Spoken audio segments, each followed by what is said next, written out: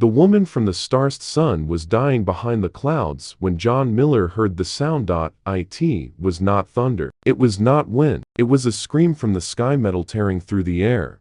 He dropped his shovel, looked up, and saw it. A ball of fire falling fast, burning red, trailing smoke crashing into the far side of his field. The old part, the dead part, the land that never grew anything anymore.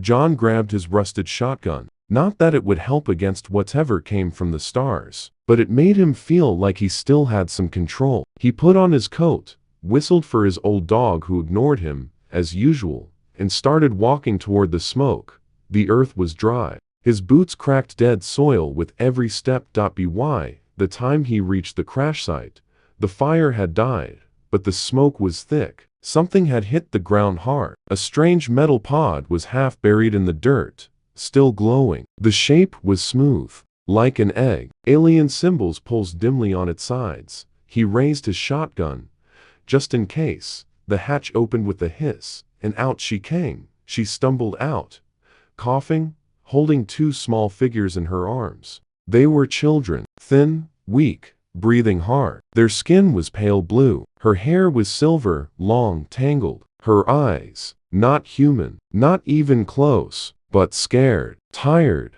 and desperate. John didn't move, didn't speak. She took 2 steps forward and fell to her knees. One child whimpered, the other clung to her chest. Then she looked up at John and spoke, not in some alien tongue, not with strange tech, just soft, shaky English. I'll work your fields, human. Just feed my hungry children. John blinked. Once, twice. He hadn't heard a voice like that in years, not since the world went quiet. You from the sky? He asked, slowly lowering the shotgun. She nodded. You bring war? She shook her head. You bring trouble? Another shake. Then she looked at her kids. I bring life. John wasn't a kind man. Not anymore. War had taken that. His wife, gone. His son, never came back. All he had was this farm, this dying land, and silence. But something in her voice, something in the way her hands shook, reminded him of old pain, old love, old losses. Can you work? He asked. She nodded again. He sighed. Then get up. Let's go. Back at the house, he gave them water, bread, old soup from a tin. The children ate like animals. The woman sat quiet, watching, waiting. Got a name? He asked. She hesitated. Then Naya. That a first name or last? It is all I have. Fine. I'm John. She looked out the window at the field. The land is sick, she said. Tell me something I don't know. John muttered. I can help. You better. The next morning, she was already out in the field. No shoes, no tools, just hands and strange strength. She moved like water, fast, quiet, focused. She dug, pulled, turned soil with her bare fingers. Where she walked, the ground changed color, darker, wetter, more alive. John watched from the porch, mug in hand, eyes wide. By noon, small green sprouts were pushing up through the dirt. That field hadn't grown anything in years. Later, he checked her pod. It was dead, burnt out, no fuel, no signal. She was truly stuck here. She didn't seem to mind. At night, she sang to her children in a language that sounded like rain. The next day, more green, more life, faster than any earth crop should grow. John started to wonder, who was she really? Why did the land listen to her? Why did her blood, when cut, make the plants grow faster? One night, he found a spot where she'd knelt. Her blood had dripped into the soil. A circle of flowers now bloomed there, bright, wild, impossible. John stared at the flowers, then at the stars above. Something was changing, and it started with the woman from the stars, who only asked for one thing, food for her children. Strangers on the same soiled. Rain came soft the next morning, rare, gentle drops falling on the dry roof like whispers. John stood by the window, staring out at his field. Green, real, living, green. For the first time in years, the soil looked alive, like it was breathing, and in the middle of it all was her, Naya, kneeling, silent, bare hands pressed into the earth like she was listening to something deep below. The children slept. Inside, wrapped in blankets too big for them. Their faces were still pale, but they didn't shake anymore. Their breathing was steady. Something was working, something not natural. John walked out, boots sinking slightly in the softened mud. He didn't speak at first, just watched her work. "You're not just a farmer, are you?" he said finally. Naya opened her eyes. They glowed faintly, not like fire, like moonlight on water. "I am what I was made to be," she said quietly. John frowned. "What does that mean?" Naya didn't answer. Instead, she stood and looked at the crops. "Your land was nearly dead. I can feel the roots again now. It remembers what it was." "You talk like the dirt has feelings." "It does," she said, without smiling. Later, while fixing the old barn roof, John noticed something strange. The weeds on the far end of the field were gone, vanished, not burned, not cut, just missing, as if they had walked away or been pulled into the ground. He walked over to check, shotgun slung on his back. He knelt and touched the soil, still damp, but something felt off, too warm. Then, he saw them, tiny roots like fingers moving just under the surface. Wiggling slightly, he stood fast, took a step back. Before he could think too long, he heard a sound behind him, not loud, just a single cough. He turned and saw the boy, Naya's youngest, standing in the field, barefoot, watching him. The boy pointed at the ground, then he smiled and walked away. That night, John sat on the porch with a bottle of old whiskey, the good kind, the kind he kept for emergencies or big questions. Tonight was both. Naya stepped out of the shadows without a sound. "Your son," John said. "He's not sick anymore." "No," she replied. "The earth accepts him." "Accepts?" "He was born in starlight, but made from soil." John rubbed his face. "That's not how biology works." Naya tilted her head. "You still think this is about biology?" Before he could answer, a loud metallic snap echoed from the barn. John jumped up, shotgun ready. A figure stepped out of the darkness, thin, humanoid, but not human. Silver skin, long limbs, eyes like black mirrors. John raised the gun. "Who the hell are you?" The figure didn't speak. It lifted a small, blinking device, a beeper. Naya's voice was sharp now. "Put it down." The figure ignored her. The beacon lit up red, then green. John fired. The blast hit the figure's shoulder. Sparks flew, but it didn't scream. It didn't bleed. It just stared. Then it dropped the device and ran, not away from them, into the field. The plants responded instantly. Vines shot from the soil, wrapping around the intruder's legs, arms, chest, pulling it down. It struggled, twisting like a machine in panic. The soil opened and swallowed it whole. Silence. Even the wind stopped. John turned slowly to Naya. "What was that?" She didn't speak. He pointed at the field. "Did the earth just eat a damn robot?" Naya finally whispered. "That was not a robot. That was a watcher." "Watcher of what?" "Of me," she said. Back inside, Naya stood by the fire. Her hands shook. "I thought I was alone," she said. "I didn't know they followed." "Who are they?" "My creators. Or my hunters. It's hard to say now." John sat down. Slowly. "You said you'd work my fields. I didn't know I was taking in a war." Naya looked at him, eyes wide. "You didn't take in war. You took in the last seed of peace." John laughed bitterly. "That's what they always say before the bombs drop." Naya stepped forward.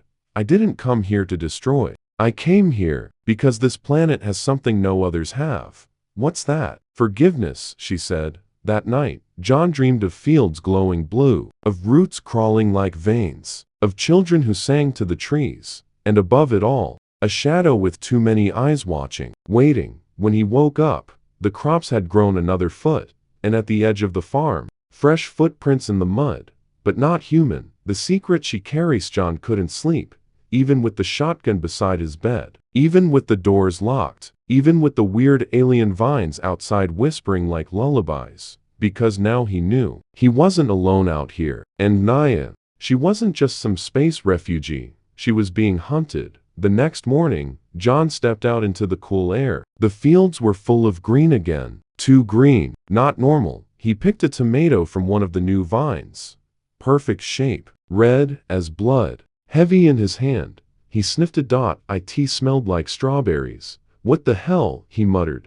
Before he could bite it, a soft voice behind him spoke. They changed to match what you love. He turned. It was Naya, holding a basket of vegetables. Excuse me? The plants, she said. They read you. They try to please. That is not comforting. She smiled faintly, but her eyes were heavy, tired. He stared at her a long moment, then said, "All right. I want the truth now." Naya set the basket down. "The truth," she whispered, "is dangerous. Try me." They sat in the barn. It smelled of fresh soil and something else now. Something sweet and electric. Naya spoke slowly, choosing her words like she was diffusing a bomb. "My people, we were not born. We were grown. Designed. By who? By the Zaire, a race that wanted to shape planets. They used us like gardeners, living tools. You're bioengineered." Naya nodded. "We were peaceful. We sang to soil, turned deserts green, brought life where there was only death. But one day, we found a planet that fought back." John leaned in. "Earth? No, farther out. But what we learned there scared the Zaire. They thought we were getting too close to something ancient, something buried. What was it?" Naya looked away. "I don't know, but after that, they stopped trusting us. They sent watchers. They told us to stop growing, to stop feeling." She paused. "We refused. And they hunted you," John said. "Yes. Burned our gardens, took our children. Those of us who escaped, we scattered. I was the last ship. This pod was not supposed to land here. It was supposed to die in space." John felt something cold crawl up his spine. "You weren't looking for help," he said. "You were trying to disappear." Aya nodded. "But the ship changed course," she whispered. "The stars pulled me here." That night, John did something he hadn't done in years. He followed someone. Naya walked into the forest behind the field, quiet as a shadow. He followed at a distance, staying low, staying out of sight. She moved between the trees like she knew them, stopped at a clearing, kneeled down, and sang no words, just sound, like the wind and rain had a lullaby. The ground pulsed beneath her, glowed faintly. Flowers bloomed around her in slow motion, blue, gold, violet. John's mouth went dry. Then she reached into the soil and pulled something out, a small orb, no bigger than a plum, glowing softly. He stepped on a twig. Naya froze. She turned slowly. "John," she said, "why are you here?" He stepped into the clearing. "What is that?" Naya looked at the orb in her hand. "This is my seed." "Literal or metaphorical?" She stood. "Both." "What does it do?" "If I plant this, it will remake this place." He stared at her. "You mean like, grow a forest?" She looked him in the eyes. "No, I mean, rewrite it." Back at the farmhouse, he sat silently at the table. She made tea from leaves that didn't exist yesterday. He finally spoke. "You can change the earth. I can ask it to change," she said, "but only where it listens." "Why me? Why my land?" Naya looked around. "This land has seen death, but it never gave up. It waits, quiet, patient." She touched the table. "And you are the same. But peace never lasts long." At dawn, something crashed again, not from the sky, from beneath. The ground near the barn split. Smoke rose, and something climbed out. A long, silver machine, sharp like a spider, long blades for legs, black liquid dripping from its joints. Naya grabbed the children. John grabbed his gun. "Watcher?" he asked. She shook her head, terrified. "Worse. It's a cleaner." The machine spoke in a cold voice. "Unauthorized growth detected. Purge required." John fired. The shot bounced off. The cleaner leapt fast, landing in the field. Vines shot up to stop it. It burned them with light. Naya shouted something in her native tongue. The ground rumbled. The cleaner turned toward the children. John didn't think. He ran, tackled the machine. It sliced his side. Hot pain. He fell. But Naya stepped forward. She lifted the orb, squeezed it. The light inside turned white, and everything changed. Visitors with guns. The field was no longer a field. It pulsed like it was alive, glowing with faint green light under the early morning fog. Where the seed had cracked open in Naya's hands, vines had spread like lightning. Overnight, twisted roots had covered the barn, the silo, and even curled around John's truck like sleepy snakes. But strangest of all, the crops were singing, low hums, wordless, breathless music, as if the earth was happy. John sat on his porch with the blood-soaked bandage around his ribs, shotgun leaning against the chair, and a half-drunk cup of coffee in his hand. He hadn't slept. How could he? A cleaner had come out of the damn ground and tried to kill his guests. One vine-covered miracle later, it was gone, swallowed by the land. Just like the watcher before it, he had questions. Too many, but the one that hit him hardest was simple. How long before someone else notices? He didn't have to wait long. At exactly 2:47 p.m., the hum stopped. Birds fled the trees. Leaves trembled. The air felt electric. And then, the low drone of approaching engines. John stood slowly, looked up at the sky. 2 black dots in formation, growing fast. Drones. Government issue. One hovered high. The other landed near the driveway, kicking up dust and pollen. A ramp extended. Out walked Agent Ward. Gray suit, mirror glasses, perfect posture, and a smile that could cut through bone. He walked like he owned the place. "Mr. John Miller," he said. Not a question. John didn't answer, just stared, jaw tight. "We've been monitoring unusual biological activity on your property," Ward continued. "This farm until recently was classed as barren zone. Now, it's on our satellite's top 10 list for agricultural anomalies." John sipped his coffee. "Thanks for the update." Ward didn't laugh, didn't blink. "We'd like to take a look." John looked at the glowing vines near his porch, the ones that grew a foot every time someone lied. "Funny thing," he said, "you didn't say please." Behind Ward, 4 armed soldiers in black armor stepped off the drone, guns ready, visors blank. John sighed. Inside the house, Naya had gone still. Her skin shimmered, barely visible under the sunlight, like water under glass. The children clung to her sides. One of them touched the wall, and flowers bloomed out of the wooden frame. She looked at John with a voice as soft as air. "They're here for me." John nodded. "They brought toys. I can leave." "No, you can't." "Why?" "Because you made my tomatoes taste like apples." "That's black magic, lady." "You're staying." Naya looked confused and a little amused, but the fear didn't leave her eyes. Outside, the soldiers entered the field. Then something strange happened. Their boots touched the earth and sank. Not much, just enough to make them stumble. The vines didn't attack. They just pulled down, subtle, like the land was tasting them. Ward stepped back quickly. "What the hell is this?" One soldier barked. John leaned on his porch post. "Just a little homegrown defense system."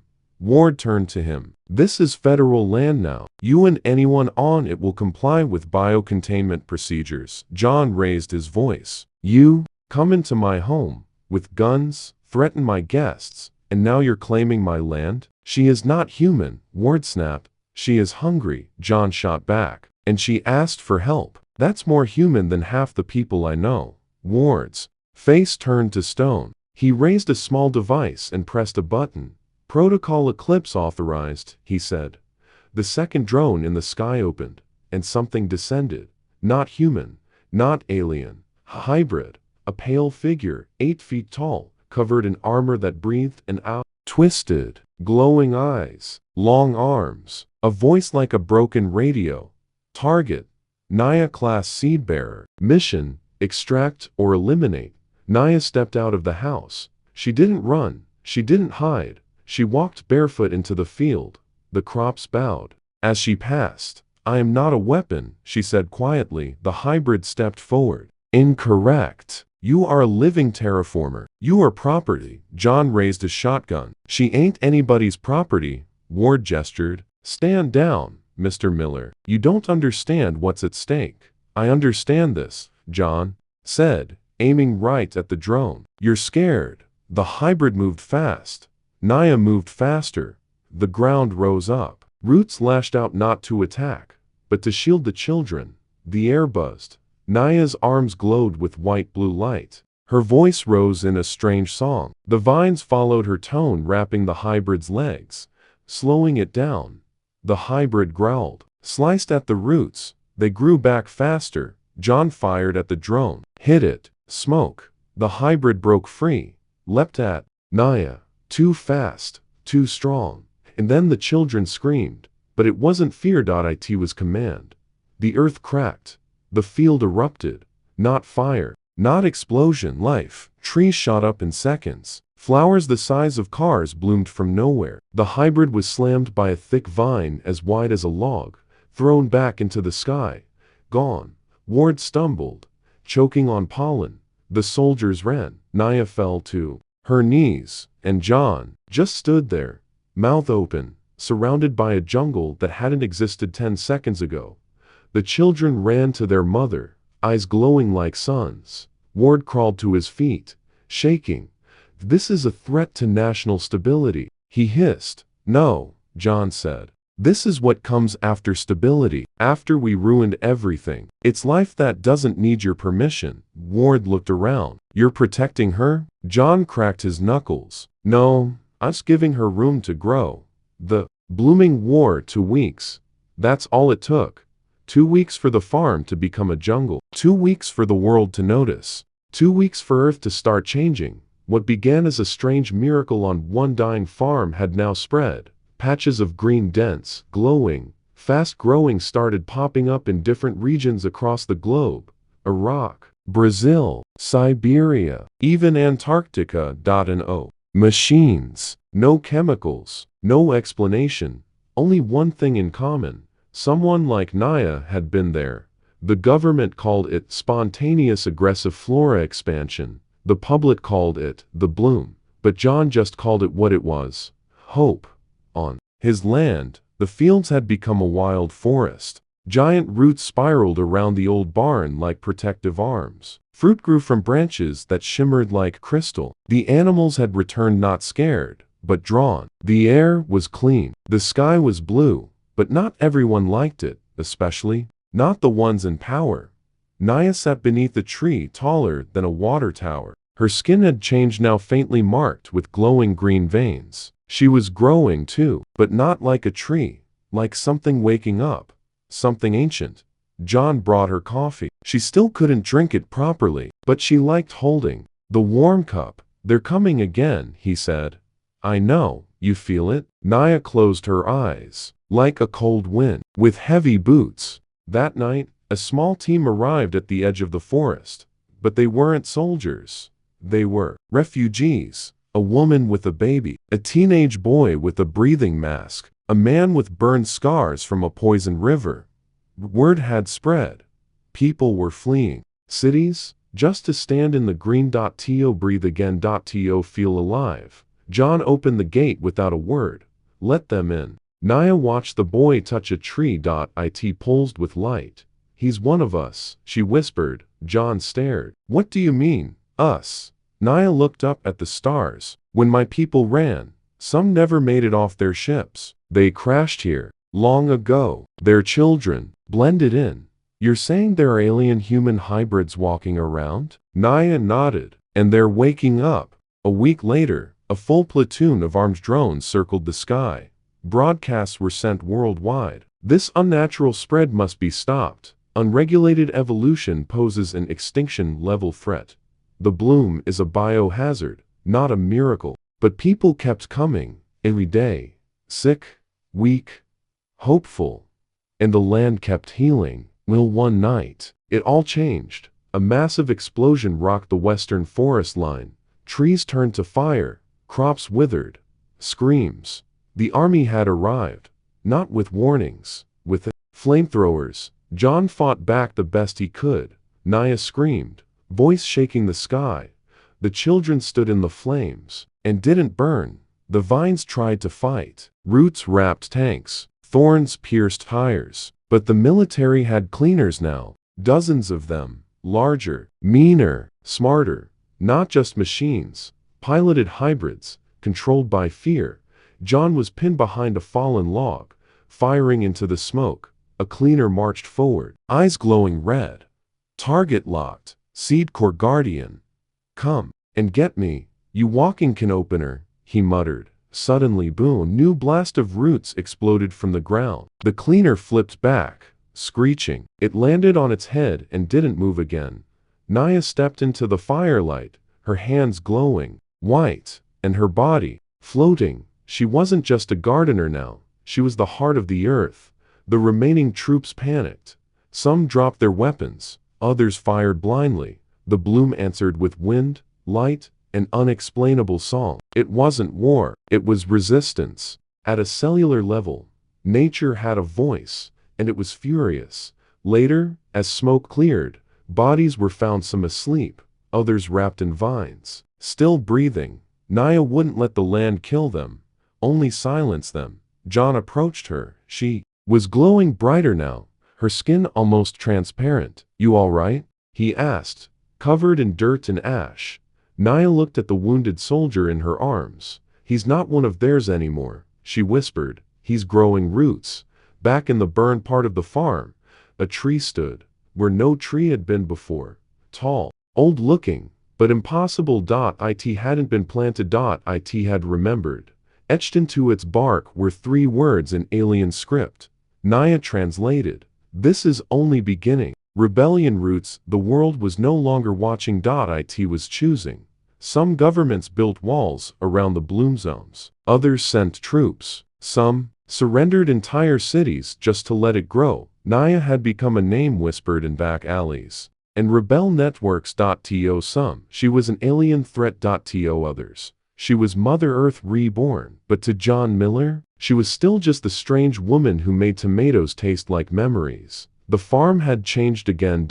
It wasn't a farm anymore. It was a living fortress. Massive trees stood like guards, their trunks etched with glowing patterns. Vines moved like muscle, protecting, hiding, even healing the wounded. Small homes made of bark and light rose from the ground on their own. And now, people lived, nearly 200 of them, all runaways, outcasts, or green-blooded kids, like Naya's, children who could speak to roots, sing to stones, or light up a flower with just a laugh.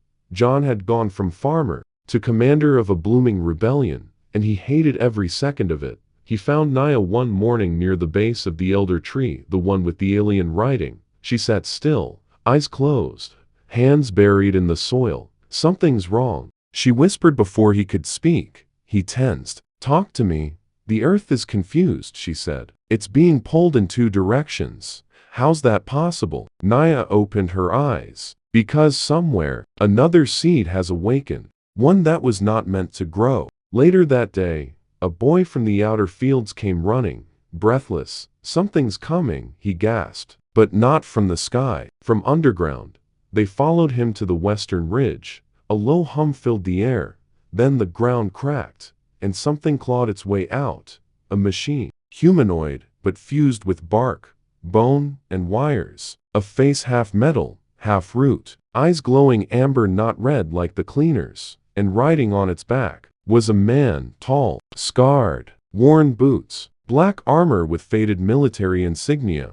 John's blood turned to ice. "Matt," he whispered. The man looked up and smiled. "Hello, Johnny." Major Matthew Grant, John's oldest friend, and the man he buried 15 years ago during the resource wars. Except clearly, not buried deep enough. They met at the edge of the field, between 2 twisted apple trees that weren't there yesterday. John kept his hand near his shotgun. "You're supposed to be dead." Matt grinned. "I was, until they pulled me out." John didn't blink. "The government?" Matt shook his head. "No, the other side. The ones who made Naya. The Zaire." John felt the wind change. Even the trees seemed to lean in. "They're still out there?" "Oh yeah, and guess what? They're not happy their prototype's going rogue." John spat. "She's not a weapon." Matt nodded. "No, she's worse. She's a seed with a soul. That's not supposed to happen." He leaned closer. "They want her back, or gone, and I'm here to make sure either happens." Back in the grove, Naya stood tall, taller than before, like the trees had given her their strength. She knows he's here, one of the children whispered. She's scared. But Naya didn't look scared. She looked determined. Night fell, like a hammer. Let return this time with others. A new army, men and women like him. Part machine, part root, grafted soldiers, grown in labs, fused with stolen Bloom DNA, fed lies about Naya's purpose, told they were saviors. They attacked, and the earth wept. Roots and thorns defended the land. The children stood in circles, hands held, chanting in forgotten languages. The vines responded like living shields. Matt marched through it all, untouched. John met him in the field. No gun, just fists and fury. You were my brother. John growled. I still am, Matt said. That's why I'm giving you one chance. To do what? To stand aside. Let the bloom die. Let humanity stay human. John shook his head. If staying human means choking the planet again, I'll take my chances with the flowers. The final blow didn't come from Naya. It came from one of the children. The girl with sky blue eyes. Naya's daughter. She stepped forward, silent, raised one hand, and the trees moved. Not just vines. The whole damn forest walked. Roots ripped through soil like thunder. The sky turned green. Wind howled. The grafted soldiers froze. Machines shorted out. Matt fell to his knees. Naya whispered something none could hear, and the ground closed around her enemies. Sealed, quiet, peaceful, like a grave made of moss. Afterward, John sat beside the fire with the fresh bandage on his arm and a cup of weirdly glowing tea. Naya sat across from him. You okay? He asked. No, she said. But I'm alive. He stared into the fire. I buried Matt once. I never thought I'd have to do it again. Naya reached out, placed her hand on the ground. The soil pulsed softly. He was not himself. John sighed. Maybe none of us are anymore. At the edge of the field, the big tree bloomed again. This time, the bark said something new. The seed was not alone. Naya read it out loud, and something in her voice broke. Harvest of hope. This is not just a finale. It's a reckoning. And the earth? She's been listening the whole time. 3 days Laturth forest was quiet, not peaceful. Too quiet. No singing trees. No whispering roots. Just silence. Thick and heavy like a warning before a storm. The bloom wasn't gone. It was waiting. Naya hadn't spoken since the battle. She stayed beneath the elder tree, the first one. The one that bloomed from nothing and held messages in its bark like secrets in a diary. John sat nearby. He didn't ask questions. Not this time. But he saw it. The sadness in her eyes. The shaking in her fingers. The vines that used to follow her now stayed still like animals sensing danger. Something was coming. That night, a wind swept across the land. Warm. Electric. Almost like breath. Naya stood. The children stood too. The earth is awake, she said softly. It's remembering things I never knew. John grabbed his coat. That's supposed to be comforting? Naya smiled faintly. Not even a little. The next morning a ring of trees grew overnight around the farm. Perfect circle. 10 miles wide. From space, satellites caught the image. A green eye opening in the middle of a dead continent. The media called it the pulse. Governments called it the threat. But deep in the roots, it was something older than names. Naya finally spoke again. My seed was not the only one planted. We know, John said. The writing told us. Naya shook her head. It didn't mean others like me. It meant something else. She knelt, pressed her palm into the dirt. The ground pulsed, and the sky split. Just for a second. A ripple. Like a blink. And through it, another earth. Or maybe an older version of this one. Covered in forests so large, they touched the clouds. No cities. No towers. Just green. Naya gasped. Fell back. What the hell was that? John asked. Naya whispered. Memory. Elsewhere in a bunker deep under Washington, D.C., red lights flared. A general barked into a mic. Project Ashfall is go. Repeat. Ashfall is go. Nuke the root. They weren't trying to kill Naya anymore. They were trying to kill the entire continent. Back on the farm, The sky grew darker, storm clouds formed, but didn't move, frozen in place. Lightning flickered green. Naya's children gathered at her feet. The earth is scared, the boy said. She wants to hide, the girl added. Naya shook her head. No, not hide. Answer. She stood, light bursting from her skin, her body now part root, part starlight. I thought I came here to escape, she said. But I was planted, on purpose. John blinked. Planted by who? Naya looked up. Her voice was not her own anymore. By now. Half the world was watching the bloom. Live feeds, drones, TikToks, prayer groups, all watching the woman who glowed like dawn. Then the missiles launched, 8 of them, heading straight for the heart of the bloom. John stared at the radar screen. They'd stolen from the last drone. You've got 20 minutes, he muttered. Maybe. Naya stepped to the center of the circle. This is where it ends, she whispered, or begins. The choiceth ground cracked, and from deep beneath the roots, something rose. Not a monster, not a machine, a seed. The original seed, large as a house, glowing with every color at once. It pulsed with memories, pain, joy, war, rebirth. Naya touched it, and suddenly everyone on Earth saw what she saw. The Zairi weren't conquerors, they were cleaners. They came to dying planets, found the last green things, and planted hope. But Earth was different. Earth was alive, and when they tried to override it, Earth fought back. That fight changed the seed. It grew a soul. It grew Naya. The missiles came screaming through the sky. Seconds left. John ran forward. Can't we stop them? Naya shook her head. No. Then she turned and looked at her children. You can. They stepped forward, held hands, and sang, packed. No explosion. And no fire. Just a single flash of white. Then, silence. For an entire minute, the world went quiet.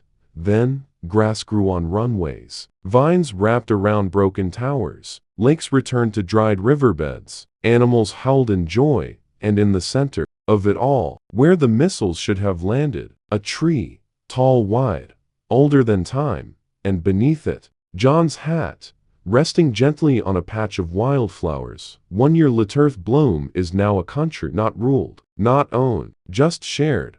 Naya isn't seen anymore, but her children teach others how to grow. And John? He's in every story now. The farmer who said yes. The man who made coffee for the seed of a new world.